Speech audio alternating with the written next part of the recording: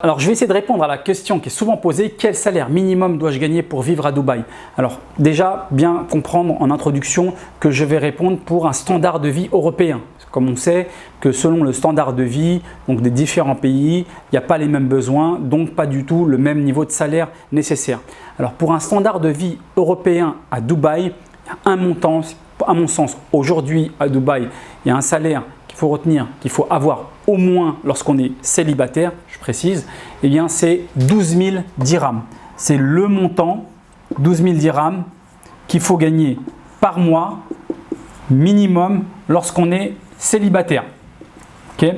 Pourquoi? Parce que ce qu'il faut savoir, c'est qu'à Dubaï, bon, le coût de la vie clairement est supérieur de ce qu'on voit en Europe. 12 000 dirhams pour info, ça correspond à peu près, il faut diviser par 4, ça vous donne 3 000 euros. Ça peut paraître comme ça énorme, mais en réalité, ce n'est pas énorme parce que le coût de la vie est supérieur, notamment dû au loyer.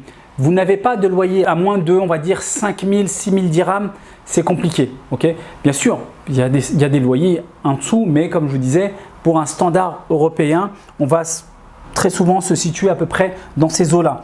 Donc, si on prend un loyer pour un célibataire à autour de 5 000 dirhams, donc on retire 5 000 dirhams, vous voyez, il ne reste plus que 7 000. Okay?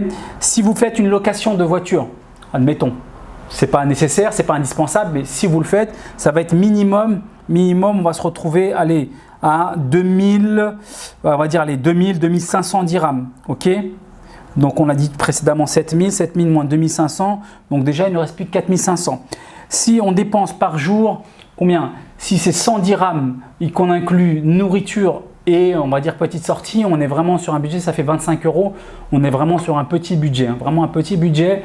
Donc 100 dirhams, ça vous fait 3000 dirhams donc, par mois.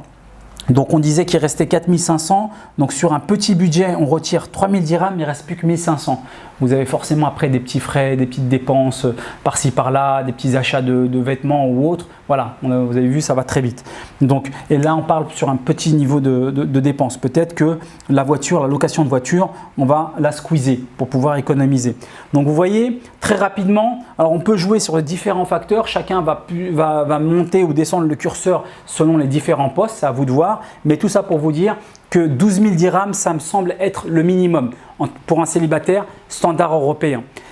Pour un non célibataire ou pour ceux qui avaient donc les ménages qui n'avaient qu'un seul salaire, enfin bref, tous les différents cas, c'est difficile de vous donner un montant précis. En revanche, il y a une petite méthode que vous pouvez retenir, que vous pouvez garder en tête, c'est que si en France, c'est la méthode du zéro, c'est si en France, vous étiez habitué à avoir un salaire, par exemple, à dépenser un salaire de 3 000 euros. D'accord? Dans votre ménage, vous étiez habitué à avoir un salaire de 3 000 euros. Donc, vous et admettons votre femme, l'ensemble des deux. Eh bien, la technique du zéro consiste à ajouter le petit zéro derrière.